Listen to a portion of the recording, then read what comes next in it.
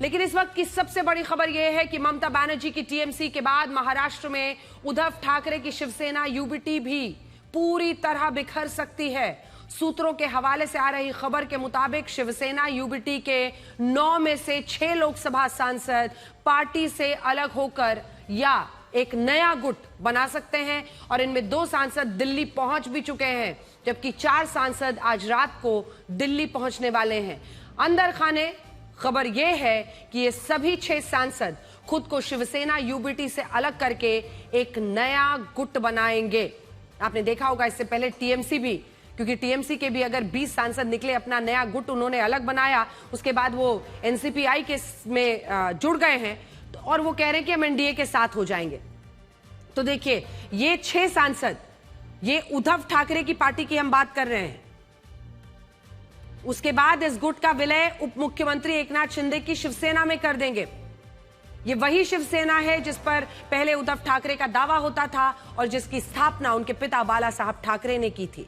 लेकिन साल 2022 में एकनाथ शिंदे ने 55 में से 40 विधायक तोड़ दिए और 40 विधायकों को तोड़कर असली शिवसेना पर अपना दावा कर दिया। उनको न सिर्फ पार्टी का नाम मिला बल्कि पार्टी का सिंबल भी मिल गया और उद्धव ठाकरे को मिला शिवसेना उद्धव बाला साहब ठाकरे। और बाद में चुनाव आयोग ने उनके इस दावे को सही माना था, माफ कीजिएगा। और सोचिए, पहले एकनाथ शिंदे को असली शिवसेना मिली। अब उद्धव ठाकरे ने नई पार्टी बनाकर जो 9 सांसद लोकसभा चुनाव में उनके जीते भी थे, खबर आ रही है 6 सांसद उनसे अलग होकर एकनाथ शिंदे की शिवसेना में जा सकते हैं और ये 19 जून को हो सकता है, जब एकनाथ शिंदे शिवसेना का 60वां स्थापना दिवस मनाएंगे। अगर आप ये सोच रहे हैं कि टीएमसी के बागी सांसदों को देखकर इन सांसदों ने ये कदम उठाया है, तो आप शायद सही सोच रहे हैं। एकनाथ शिंदे की पार्टी के लोकसभा सांसद प्रताप राव जाधव, जिनका यह कहना है कि शिवसेना यूबीटी की स्थिति टीएमसी से अलग नहीं है, और बड़ी बात यह है कि इस बगावत से उद्धव ठाकरे भी पूरी तरह परिचित हैं। उद्धव ठाकरे ने कहा है कि जो नेता पार्टी छोड़कर जाना चाहते हैं वो जा सकते हैं, और ये बात उन्हें क्यों कहनी पड़ी है वो भी समझिए। 14 जून को उद्धव ठाकरे ने सभी 9 लोकसभा सांसदों की एक बैठक बुलाई थी, जिसमें पहुंचे कितने सांसद? केवल 4 सांसद उपस्थित रहे। सांसदों की इस गैर मौजूदगी से उद्धव ठाकरे इस कदर नाराज हुए, उन्होंने यहां तक कहा कि जिसे जाना हो खुशी से जाए। उन्होंने यह भी कहा, आज भले मेरा नहीं लेकिन कल जरूर मेरा होगा। तब तक धीरज रखना होगा, सहना होगा। जो बाला साहब की शिवसेना छोड़कर गए वो आखिर में पछताएंगे, लेकिन तब तक बहुत देर हो जाएगी। ये बयान बताता है कि उद्धव ठाकरे स्थिति को पहले ही भांप चुके थे। 14 जून की ये बैठक शायद इसलिए बुलाई गई थी क्योंकि इससे एक दिन पहले, जब आदित्य ठाकरे का जन्मदिन था और मातोश्री में एक कार्यक्रम रखा गया था, तब इस बैठक में भी ये सांसद अनुपस्थित रहे, वो पहुंचे ही नहीं। और इन्हीं सांसदों में से एक संजय देशमुख ने केंद्रीय मंत्री प्रताप राव जाधव के साथ दिल्ली में मीटिंग की थी। यानी कहानी पूरी तरह साफ है। जैसे टीएमसी तिनका हो गई है, वैसे उद्धव ठाकरे की पार्टी के सांसद भी उनसे अलग हो सकते हैं। विधायक तो लेकर एकनाथ शिंदे जा ही चुके हैं, वो बीजेपी के साथ मिलकर अब इस वक्त सरकार चला रहे हैं और उन खुद डेप्यूटी सीएम है।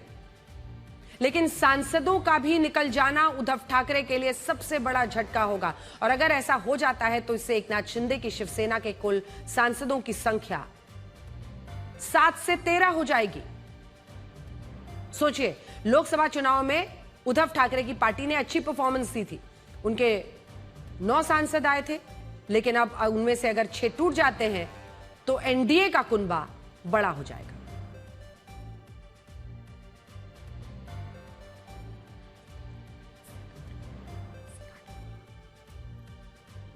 तो बड़ी खबर यह है इस वक्त की जो आ रही है कि विपक्ष के बागियों संग एनडीए का विस्तार कैसे होगा, यह हम आपको दिखाएंगे।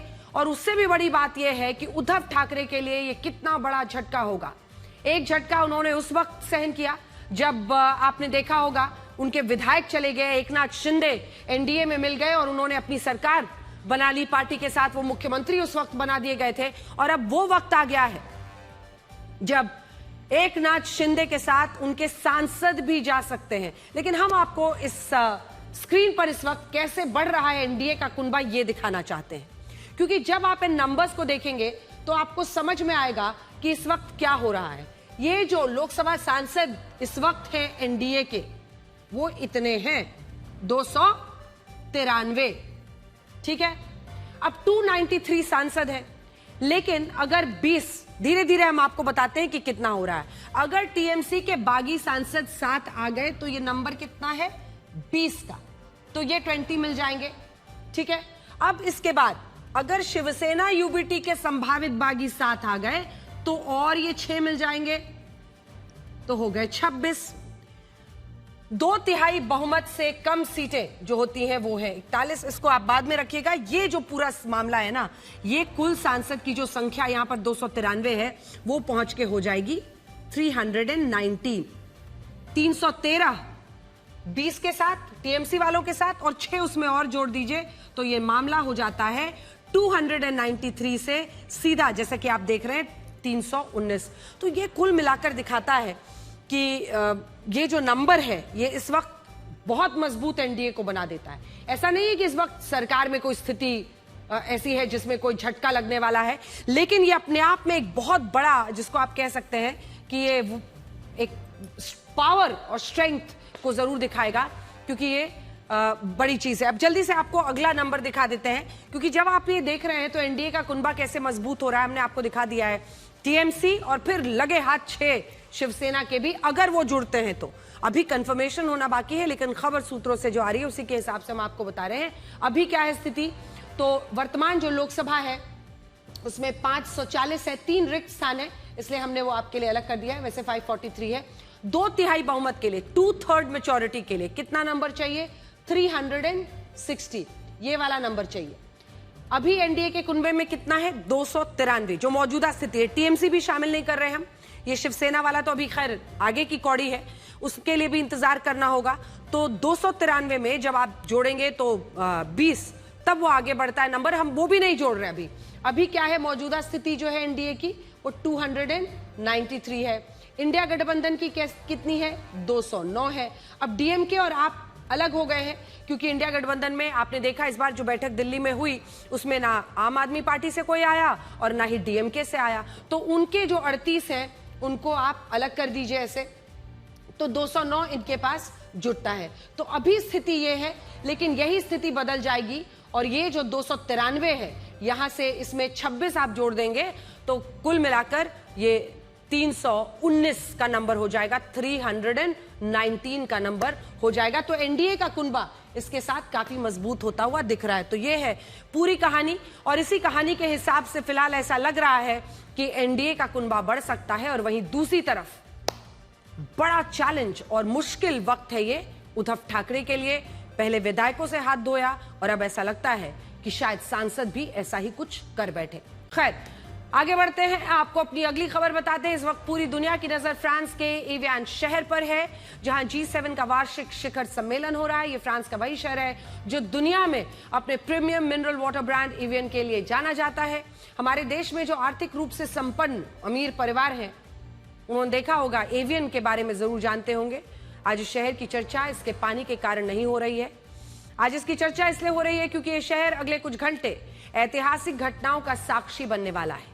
और यकीन मानिए, यहां इस शहर में जो होगा उसका सीधा असर आप पर, हम पर, सब पर पड़ेगा। अगले कुछ घंटों में अमेरिका के राष्ट्रपति डोनाल्ड ट्रंप और भारत के प्रधानमंत्री नरेंद्र मोदी इसी शहर में एक दूसरे से बाइलैटरल, द्विपक्षीय मुलाकात करेंगे। ये मुलाकात भी ऐसे वक्त में होगी जब भारत और अमेरिका की ट्रेड डील बहुत करीब मानी जा रही है। ये वही ट्रेड डील है जिसके तहत भारत और अमेरिका अपने बाजारों में एक दूसरे के सामानों की पहुंच को आसान बनाएंगे। और ये इसलिए भी महत्वपूर्ण होगा क्योंकि इसी साल जनवरी महीने में हमने यूरोपियन यूनियन के 27 देशों के साथ ट्रेड डील की, जिसे मदर ऑफ ऑल डील्स कहा जा रहा है। आज भी जब G7 के कोर समिट के बाद इसके आउटरीच सेशन का आयोजन हुआ, तब प्रधानमंत्री मोदी और राष्ट्रपति ट्रंप की मुलाकात हुई। ये फरवरी 2025 के बाद पहली मुलाकात थी, जिसमें ग्रुप फोटो के बाद जब सभी नेता चर्चा के लिए कन्वेंशन हॉल में आए, तब प्रधानमंत्री नरेंद्र मोदी सामने से आए, डोनाल्ड ट्रंप और उनकी मुलाकात हुई। और इस दौरान दोनों नेताओं के बीच कुछ देर तक बात हुई और इसके बाद यह आउटरीच सेशन शुरू हो गया। देखिए।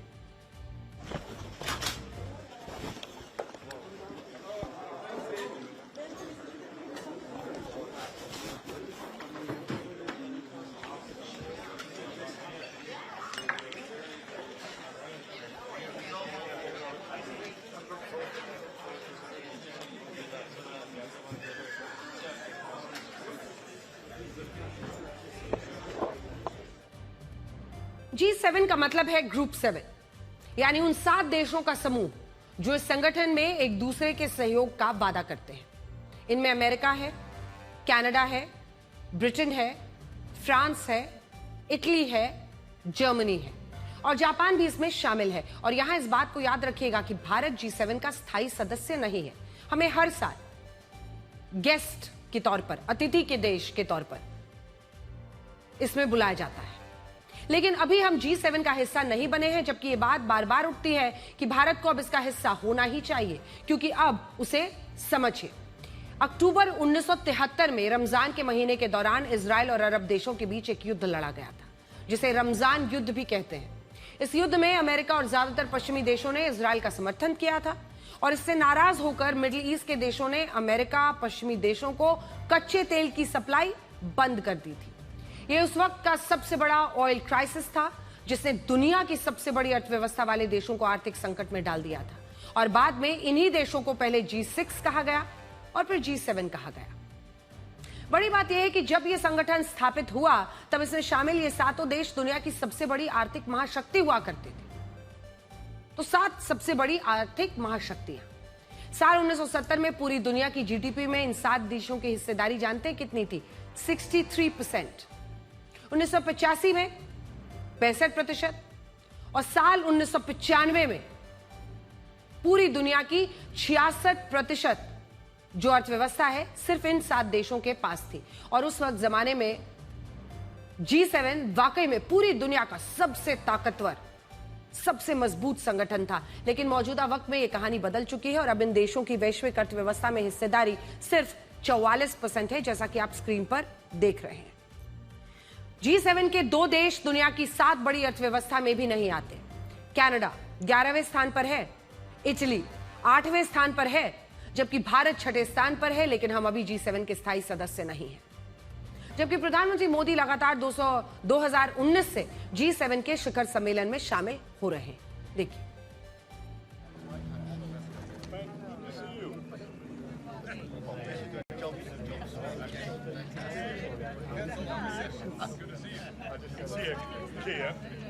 Here, behind. Here.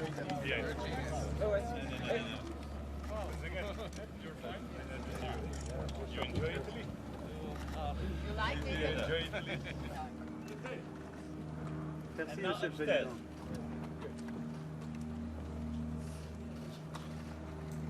Excellent. Thank you. Thank you. आज ग्रुप फोटो के दौरान इटली की प्रधानमंत्री जॉर्जिया मेलोनी ने प्रधानमंत्री मोदी से यह कहा कि वो उनसे दोबारा मिलकर खुश हैं। इंस्टाग्राम पर ये दोनों नेता काफी लोकप्रिय हैं। सुनिए। Thank you.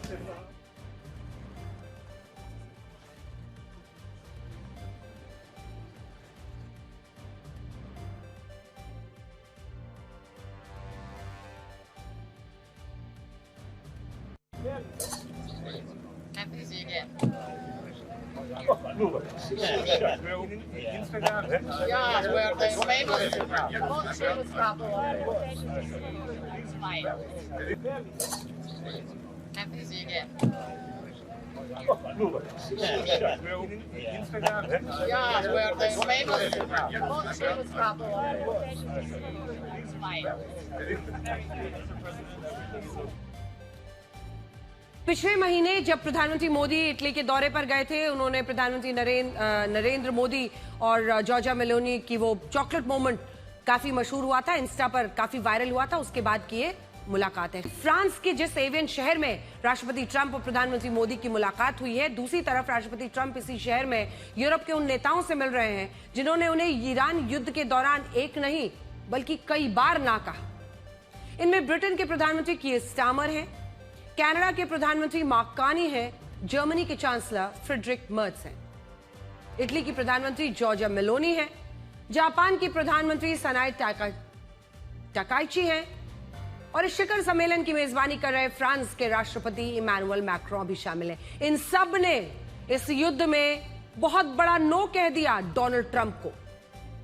ये सारे वो नेता हैं जिनका ईरान युद्ध में अमेरिका से सीधा टकराव हुआ और इस टकराव में राष्ट्रपति ट्रंप ने नेताओं को खूब धमकियां दी, आपको याद होगा।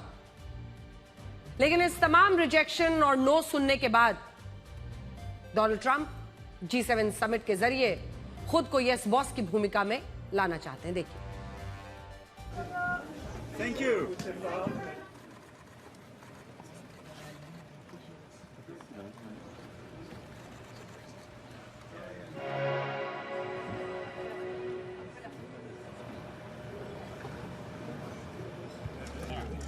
You enjoy Italy?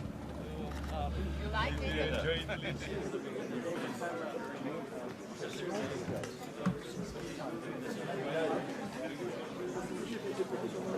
Ladies and gentlemen. Merci à la presse. Thank you very much.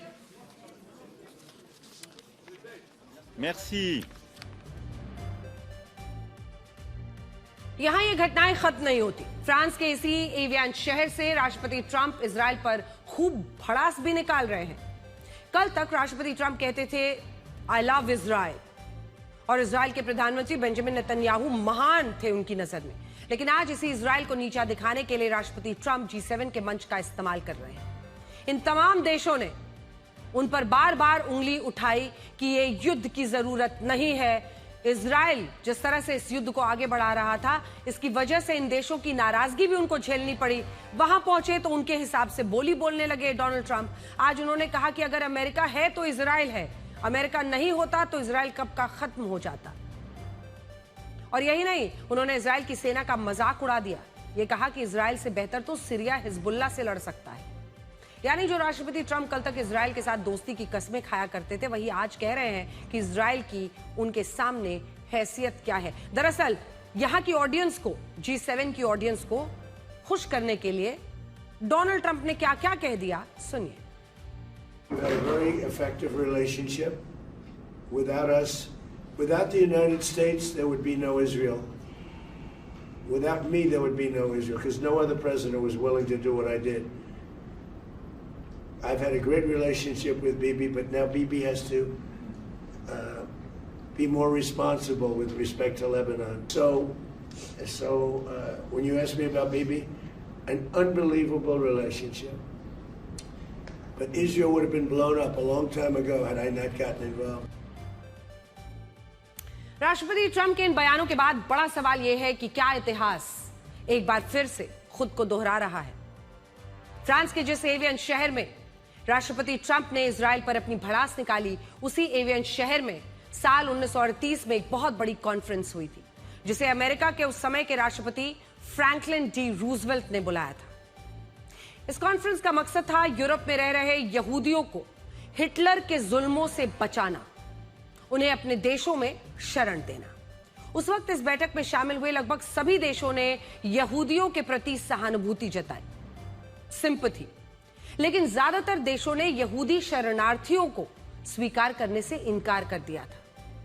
America, Britain, Australia और कनाडा समेत कई देशों ने अपने इमिग्रेशन कोटे यहूदियों के लिए नहीं बढ़ाए। और इतिहासकारों का मानना है कि इस सम्मेलन की नाकामी ने हिटलर को यह संदेश दिया कि दुनिया यहूदियों की रक्षा के लिए गंभीर कदम उठाने को तैयार नहीं है। और बाद में यही घटनाक्रम द होलोकॉस्ट की त्रासदी तक पहुंचा। यह वही त्रासदी थी जिसमें 60 लाख यहूदियों को बेरहमी से मार दिया गया। और आज इसके 88 साल बाद फिर से इसी एवियन शहर में इजराइल को मिडिल ईस्ट में शांति का दुश्मन घोषित किया जा रहा है। और ये काम भी वो राष्ट्रपति ट्रंप कर रहे हैं जिन्होंने खुद 3 महीने पहले इजराइल के साथ मिलकर ईरान के खिलाफ युद्ध की शुरुआत की थी। हालांकि राष्ट्रपति ट्रंप के हमलों के बाद भी इजराइल ने झुकने से इनकार कर दिया है। प्रधानमंत्री नेतन्याहू ने साफ शब्दों में कहा है कि अमेरिका और इजराइल एक नहीं है। अमेरिका की ईरान से डील के बाद भी इजराइल की जंग जारी रहेगी। ये सीधी चुनौती है, सुनिए। במשך עשרות שנים राष्ट्रपति ट्रंप और मैं एक दूसरे को कई सालों से जानते हैं। वो अमेरिका के राष्ट्रपति हैं और मैं इजराइल का प्रधानमंत्री हूं। कई बार हमारे विचार पूरी तरह मिलते हैं और कई मौकों पर हमारे विचार अलग भी होते हैं।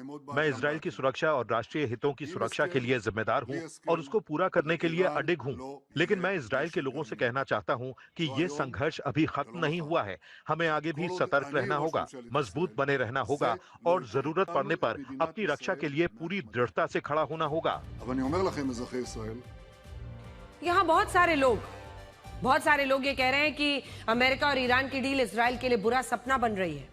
लेकिन हकीकत में इस खबर का विश्लेषण इतना आसान भी नहीं है। अगर इजराइल अमेरिकी दबाव में आकर ईरान डील को स्वीकार कर लेता तो राष्ट्रपति ट्रंप को भड़ास निकालने की जरूरत नहीं पड़ती। राष्ट्रपति ट्रंप इसलिए इजराइल पर भड़के क्योंकि इजराइल ने उनकी बात को नहीं माना है और लेबनान को लेकर नेतन्याहू अपनी बात से पीछे हटते नहीं दिख रहे हैं और ये कहा कि ये जंग अब भी जारी रहेगी, चाहे डील हो या ना हो। अब परीक्षा तो अमेरिका की है क्योंकि अमेरिका ईरान के साथ जिस डील पर हस्ताक्षर करने वाला है उसकी पहली शर्त यही है कि उसे सभी मोर्चों पर युद्ध को खत्म करना होगा और इनमें लेबनान भी शामिल है। अगर अमेरिका ऐसा नहीं कर पाया तो उसे इजराइल से अपने रिश्ते तोड़ने होंगे। फिर मिडिल ईस्ट के क्षेत्र में इजराइल को अकेले ही ईरान और उसके प्रॉक्सी संगठन का सामना करना होगा और ये उसके लिए आसान नहीं होगा। अब ऐसे में देखिए, बड़ी बात यही है कि डोनाल्ड ट्रंप इस मामले को कैसे आगे ले जाते हैं और क्या नेतन्याहू उनकी बात मानने को तैयार होते हैं। अभी तक तो रास्ता सुलह का नहीं दिख रहा। खैर, फ्रांस के एवियन शहर की कहानी यहीं खत्म नहीं होती। यह शहर इन घटनाओं के बाद रशिया और यूक्रेन के युद्ध में भी महत्वपूर्ण पड़ाव बनने वाला है और इस बार G7 समिट का मुख्य एजेंडा यूक्रेन युद्ध बन गया है।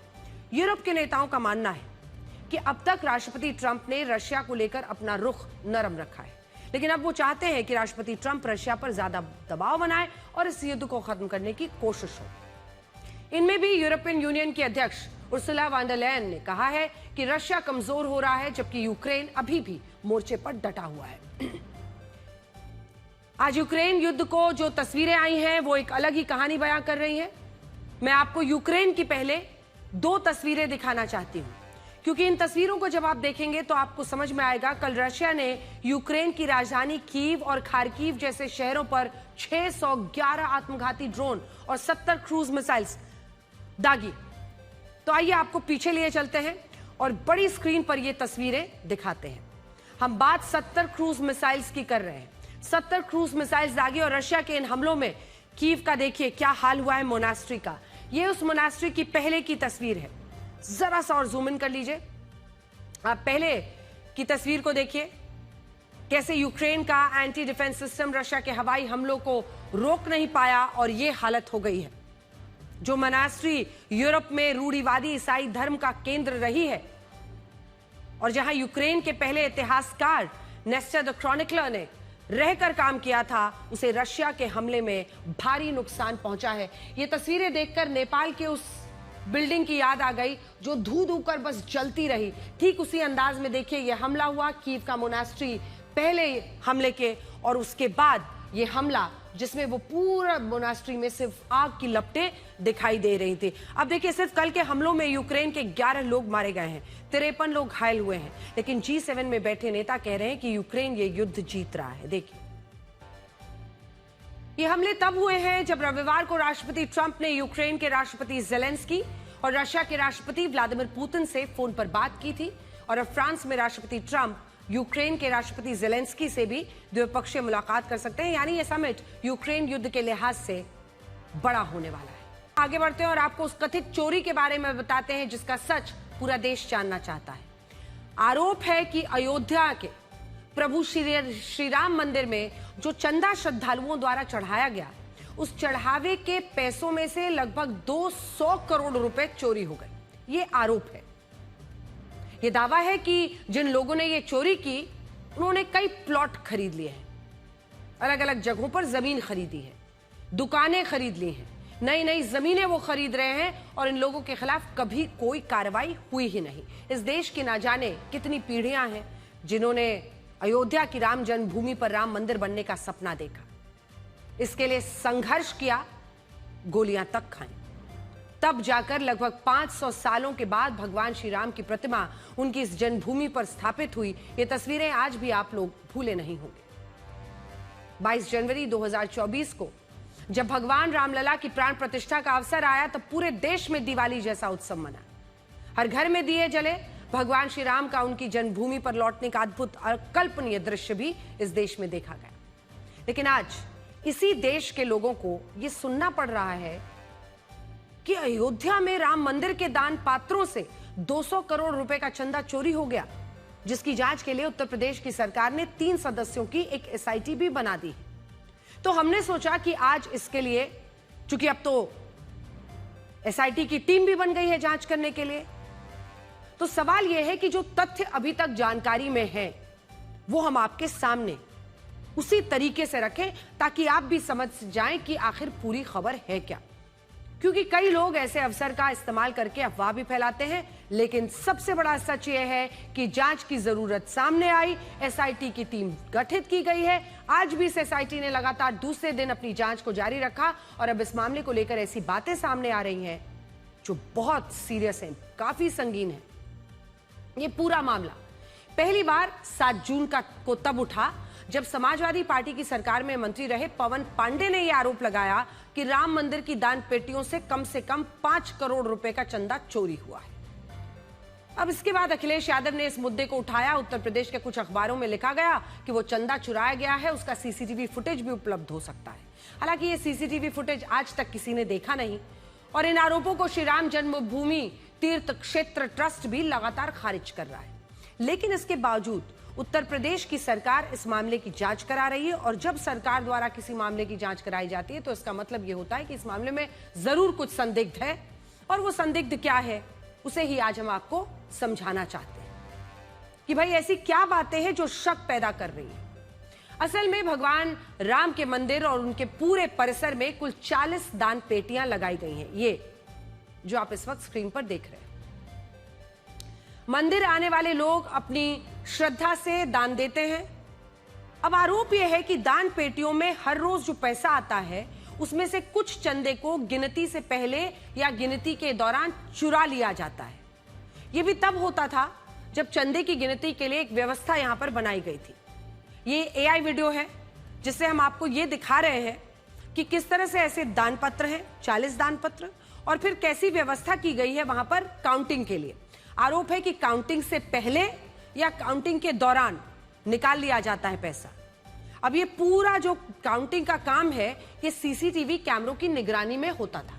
सबसे गंभीर आरोप यह है कि चंदे का सबसे बड़ा हिस्सा महाकुंभ के दौरान चुराया गया। महाकुंभ के वक्त बड़ी संख्या में लोग प्रयागराज के बाद भगवान राम के मंदिर आ रहे थे।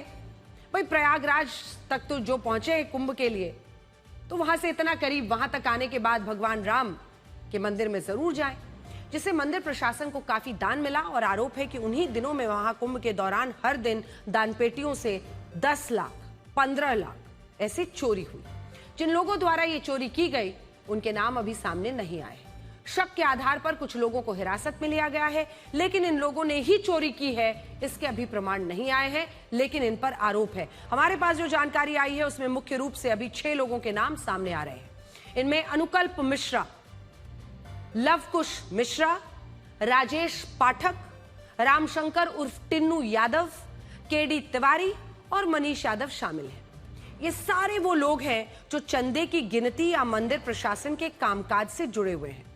इंडिया टुडे की रिपोर्ट के मुताबिक इनमें भी लवकुश मिश्रा के घर से पुलिस को 10 लाख रुपए कैश बरामद हुआ। पुलिस ने अब तक ये नहीं बताया है कि इस पैसे का संबंध राम मंदिर से चोरी हुए चंदे से है या फिर नहीं है, लेकिन सवाल यही है कि इतना कैश इस व्यक्ति के घर में कैसे आया। कैश का मतलब है नकद से, और आप सब जानते हैं कि दान पेटियों में जो चंदा लोग देते हैं वो जाहिर तौर पर नकद में ही देते हैं।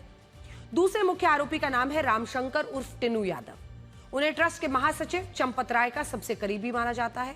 एक जमाने में टिन्नू यादव ऑटो ड्राइवर हुआ करते थे, बाद में राम मंदिर आंदोलन से जुड़े, धीरे धीरे चंपत राय के खास बन गए। हमारे पास ऐसी रिपोर्ट है जिससे ये पता चलता है कि टिन्नू यादव को राम मंदिर में वीवीआईपी गेट से एंट्री मिलती थी।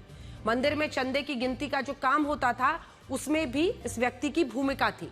और यह भी आरोप लग रहा है कि एक बार चंदे में गड़बड़ी के आरोप लगने पर 2021 में टिन्नू यादव ने 8 महीने की सीसीटीवी फुटेज डिलीट करवा दी थी। आरोप बहुत गंभीर है, यानी ये व्यक्ति बहुत ताकतवर था। और दैनिक भास्कर की रिपोर्ट में दावा है कि टिनू यादव की संपत्ति पिछले 4 से 5 सालों में तेजी से बढ़ी है। इतनी तेजी से बढ़ी कि उसने कई जमीनें खरीदी, एक नई बिल्डिंग बनाकर उसे किराए पर चढ़ा दिया। और इस पर मंदिर प्रशासन से जुड़े रहे लोग ये सवाल पूछ रहे हैं कि जो ऑटो ड्राइवर कुछ सालों पहले तक सामान्य जीवन जीता था, वो राम मंदिर की दान पेटियों के नजदीक आते ही अमीर कैसे हुआ। इन आरोपों को लेकर हमने टिनू यादव से संपर्क किया, लेकिन उन्होंने कहा कि ये सारी कहानियां पूरी तरह मनगढ़ंत है और मंदिर की दान पेटियों से चुराया पैसा चुराया ही नहीं जा सकता। सुनिए। आप पूरा अंदर मंदिर का ट्रस्ट, जो भी पैसा आता था आप ही की देखरेख में आता था, आप ही के जरिए ही वहां पर दर्शनार्थी भी जाते थे। ये सब मनगढ़ंत कहानी है, ईर्ष्या बस लोग बता रहे हैं ऐसा। और राम जी के दर्शन करने के लिए सारे लोग आते हैं, सबका होता है दर्शन। इस मामले में आपका जैसे नाम आ रहा है कि राम मंदिर बनने के बाद आपकी संपत्ति बढ़ गई और करोड़पति हो गए, सच्चाई क्या है? ये सब ईर्ष्या बस बता रहे हैं लोग, ईर्ष्या बस बता रहे हैं लोग। संपत्ति हमारी बढ़ गई, उसकी जांच कर लें। टिनू यादव इससे साफ इनकार कर रहे हैं। वो कह रहे हैं मैं जांच के लिए सामने हूं। वो कह रहे हैं कि अगर हमारी संपत्ति वाकई बढ़ गई है तो उसकी जांच करा ली जाए। अब ये बात इसलिए महत्वपूर्ण है क्योंकि राम मंदिर में आने वाले चढ़ावे की गिनती के लिए बहुत सख्त प्रक्रिया अपनाई जाती है। इतनी सख्त प्रक्रिया कि ये चोरी तब तक संभव नहीं है जब तक कि कई स्तर पर मिली भगत ना हो। सर, एक सरल तरीके से आपको समझाने की कोशिश करती हूं। मंदिर में कुछ, जैसा कि हमने आपको बताया, कुल 40 दान पेटियां लगाई गई हैं, जिन्हें हर रोज मंदिर बंद होने के बाद खोला जाता है। यह भी नियम है कि ये दान पेटियां एक निर्धारित कमरे में ही खोली जा सकती हैं, जहां सीसीटीवी कैमरों को लगाया गया है। अब दान पेटियों में जो पैसा आता है उसे गिनने का काम ट्रस्ट ने स्टेट बैंक ऑफ इंडिया को सौंपा है और स्टेट बैंक ऑफ इंडिया ने इसका ठेका वाराणसी की एक प्राइवेट कंपनी को दिया है। अब होता यह है कि दान पेटियों को कुल 50 लोगों की निगरानी में खोला जाता है, लगभग 50 लोग। 24 लोग उस कंपनी के कर्मचारी होते हैं जिन्हें स्टेट बैंक ऑफ इंडिया ने ठेका दिया है, प्राइवेट कंपनी। इसके बाद इन 24 लोगों पर श्री राम जन्मभूमि तीर्थ क्षेत्र ट्रस्ट के 12 कर्मचारी होते हैं, यानी चंदा गिनने वाले हर 2 कर्मचारी पर ट्रस्ट का 1 कर्मचारी खड़ा होता है। इसके बाद जब चंदे को गिन लिया जाता है तो 14 लोग इसकी पुष्टि करते हैं। 14 लोगों में स्टेट बैंक ऑफ इंडिया और टाटा कंसल्टेंसी सर्विसेज के तकनीकी कर्मचारी होते हैं, टीसीएस के। जब ये टीम अपनी तसल्ली कर लेती है तब दान में मिले पैसों के बंडल बनाकर उन्हें बैंक में जमा करने के लिए भेज दिया जाता है और ये प्रक्रिया हर रोज अपनाई जाती है। अब इस प्रक्रिया से ये समझ आता है कि अगर मंदिर के चढ़ावे में चोरी हुई तो ये बिना कई लोगों की मिलीभगत के संभव नहीं है, खासकर उन लोगों की जो चंदे की गिनती में शामिल हैं, मंदिर परिसर से बाहर निकलने की आसान प्रक्रिया से जुड़े हों। ये बात हम इसलिए भी कह रहे हैं क्योंकि एसआईटी ने जब पहले दिन इन दान पेटियों की जांच की तो उसमें यह पता चला कि इन दान पेटियों को खोले बिना इनमें जमा पैसे चुराना मुमकिन नहीं है, क्योंकि ये माना गया कि अगर गिनती से पहले ये पैसे निकाले जाते हैं तो हो सकता है उस ताले के अलावा भी कोई तरीका हो इसको खोलने का। इसलिए यहाँ यह भी संदेह है कि अगर ये चोरी हुई है तो फिर गिनती के दौरान या उसके बाद कोई खेल हुआ हो। अब इस सवाल पर आते हैं कि क्या ऐसी व्यवस्था में मंदिर के चंदे से 200 करोड़ रुपए का चंदा चुराना मुमकिन है। साल 2024-25 में भगवान राम के मंदिर में जो कुल दान हुआ, कुल आय है एक तरह से समझिए, वो 327 करोड़ रुपए थी, 327 करोड़। इनमें 153 करोड़ रुपए सिर्फ चंदे दान पेटियों में मिले दान से आए। 153 करोड़ का मतलब ये हुआ कि भगवान श्री राम के मंदिर को हर महीने 12 करोड़ 75 लाख मिले। हर दिन कितना हो गया? 42 लाख। अब अगर हम ये मान लें कि पिछले 2 साल में 200 करोड़ रुपए निकाले गए हैं तो इसका मतलब है कि हर दिन मंदिर के चंदे से 27 लाख रुपए चुराए गए, तभी जाकर ये 200 करोड़ का हो सकता है। हालांकि ये भी मुमकिन है कि भाई अलग अलग किसी दिन नहीं किया गया, किसी दिन ज्यादा अमाउंट निकाला गया, कई सारे तरीके से ये पैसा चुराया जा सकता है। लेकिन 42 लाख रोज पहुंच रहा है, उसमें से 27 लाख क्या चोरी हो रहे थे। यानी अगर ये चोरी हुई है तो आरोपियों ने बहुत बड़े स्तर पर राम मंदिर के चढ़ावे को निशाना बनाया और कोई इसे रोक नहीं पाया। अगर इस आरोप में दम है और वाकई चोरी का यह आंकड़ा 200 करोड़ है। जब यह मामला 7 जून को पहली बार सामने आया तब 5 से 7.5 करोड़ का चंदा चुराने का आरोप था। लेकिन अभी अगर आप देखिए सोशल मीडिया पर यह नंबर 200 करोड़ का चल रहा है और खूब चर्चा भी बटोर रहा है, लेकिन इसकी पुष्टि कोई नहीं करता, हम भी नहीं करते।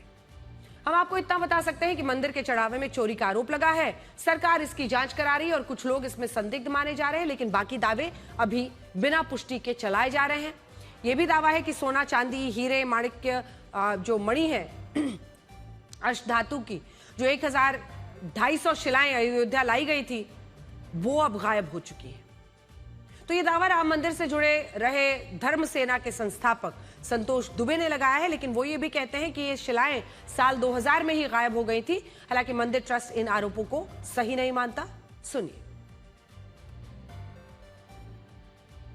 जो 1250 राम शिलाएं, प्राण प्रतिष्ठित राम शिलाएं पूजित होकर आई थी, सोने, चांदी, हीरे, जवाहरात, मणिमाणिक्यों की, 1.25 करोड़ तो आई थी ईंटों की, मिट्टी की पकाई हुई ईंटें, और बाकी सोने, चांदी, हीरे, जवाहरात, मणिमाणिक्यों की थी, वो सब इसी ने चोरी करके बेच लिया सन 2002 में। तो ये तो पुराना चोर है, कौन नहीं जानता इसको।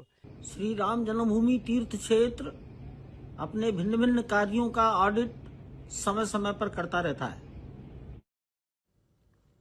ये मामला फिलहाल इतना बड़ा हो गया है कि इसकी शिकायत प्रधानमंत्री दफ्तर तक पहुंची और उत्तर प्रदेश की सरकार ने जो एसआईआर बनाई है उसे, माफ कीजिएगा, उत्तर प्रदेश की सरकार ने जो इस मामले की जांच के लिए एसआईटी गठित की है, उसे 7 दिन में अपनी प्रारंभिक रिपोर्ट देनी होगी, 7 दिन के अंदर, और 15 दिन में अंतिम रिपोर्ट। लेकिन विपक्षी दल कह रहे हैं कि उन्हें सरकार की जांच पर भरोसा नहीं, इस मामले की जांच सुप्रीम कोर्ट की निगरानी में होनी चाहिए। 21 जून को नीट यूजी का री एग्जाम होना है।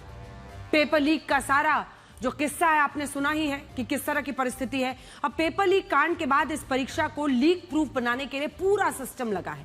पहले भारतीय एयरफोर्स को एग्जाम पेपर्स को सेंटर्स तक पहुंचाने की जिम्मेदारी दी गई थी, और अब देश के सूचना प्रौद्योगिकी मंत्रालय ने इस परीक्षा को सुरक्षित बनाने के लिए टेलीग्राम ऐप को अस्थायी तौर पर ब्लॉक कर दिया है। सूचना प्रौद्योगिकी मंत्रालय ने आईटी एक्ट साल 2000 के सेक्शन 69A के तहत 22 जून तक टेलीग्राम ऐप को भारत में प्रतिबंधित कर दिया है। इसके अलावा टेलीग्राम के मैसेज एडिटिंग फीचर को 30 जून तक के लिए प्रतिबंधित रखा गया है। टेलीग्राम एक मैसेजिंग ऐप है, लगभग वैसा ही जैसा व्हाट्सएप हम लोग इस्तेमाल करते हैं, लेकिन पेपर लीक के मामलों में टेलीग्राम का इस्तेमाल बड़े पैमाने पर हो रहा है। इसी वजह से सरकार ने पेपर लीक और उसकी अफवाहों को रोकने के लिए टेलीग्राम पर अस्थायी प्रतिबंध लगा दिया है। आप में से बहुत से लोग ये सोच रहे होंगे कि व्हाट्सएप पर इस तरह की कार्रवाई क्यों नहीं की गई। भाई टेलीग्राम में अगर पेपर लीक किया जा सकता है तो व्हाट्सएप क्यों नहीं। तो आपको बता दें कि साल 2026 के नीट एग्जाम का पेपर ही नहीं बल्कि पिछले कुछ वर्षों में कई एग्जाम पेपर्स टेलीग्राम पर लीक हो चुके हैं। जैसे मई 2022 में बिहार पब्लिक सर्विस कमीशन की प्रीलिम्स का जो एग्जाम था वो पेपर टेलीग्राम पर वायरल हो गया था। फिर मई 2024 नीट यूजी का एग्जाम पेपर भी टेलीग्राम पर वायरल था, लेकिन बाद में दावा किया गया कि वायरल हो रहा पेपर नकली है। फिर आइए जून 2024 में यूजीसी नेट का एग्जाम पेपर परीक्षा के एक दिन पहले टेलीग्राम पर वायरल हो रहा था। Paper leak mafia, film piracy mafia, अपराधी, कई मामलों में आतंकी अपनी बातचीत को प्राइवेट रखने के लिए व्हाट्सएप के बजाय टेलीग्राम का इस्तेमाल करते हैं।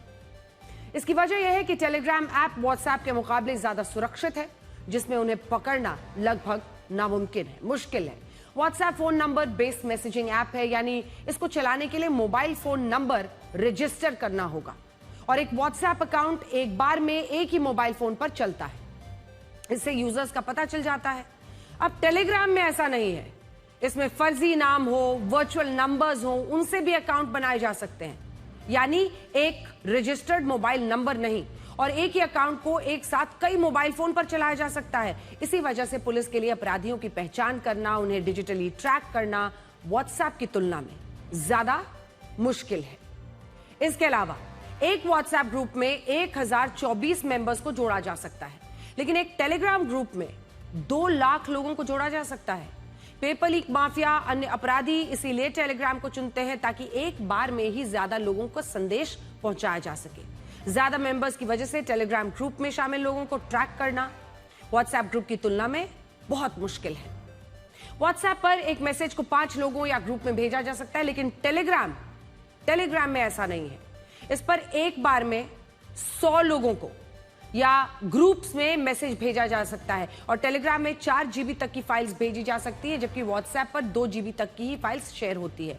इसी कारण से अपराधी टेलीग्राम पर ज्यादा डेटा शेयर करते हैं। व्हाट्सएप और टेलीग्राम दोनों ही मैसेजिंग ऐप में एंड टू एंड इंक्रिप्शन होते हैं। इसी वजह से मैसेज को सीधे नहीं पढ़ा जा सकता, लेकिन एजेंसियां व्हाट्सएप अकाउंट से जुड़े जो डिवाइसेस हैं, जो बैकअप हैं और नेटवर्क जैसे डिजिटल सबूतों तक पहुंच सकती हैं। लेकिन टेलीग्राम में ऐसा करने में ज्यादा समय लगता है, क्योंकि कानूनी प्रक्रिया ज्यादा करनी होती है उसके लिए, जो पूरा लीगल कंप्लायंस है। इसीलिए कई बार अपराधी इसी ऐप का इस्तेमाल करते हैं। ये सिस्टम जो व्हाट्सएप पर और दूसरे जो मैसेजिंग प्लेटफॉर्म्स है उस पर बनाना बड़ा मुश्किल होता है। टेलीग्राम एक ऐसा सोर्स है क्योंकि ये बहुत ही लिमिटेड लोगों के द्वारा बनाई गई कंपनी है और ये बहुत ही एनोनिमस तरीके से डेटा को रखती है। मतलब अब ये डेटा को अगर हम देखने की कोशिश करेंगे या फिर कोई भी लॉ इन्फोर्समेंट एजेंसी अगर इस डेटा को लेने की कोशिश करेगी तो टेलीग्राम ये प्राइवेसी का कंसर्न कर वो उसको अलाउ नहीं करता।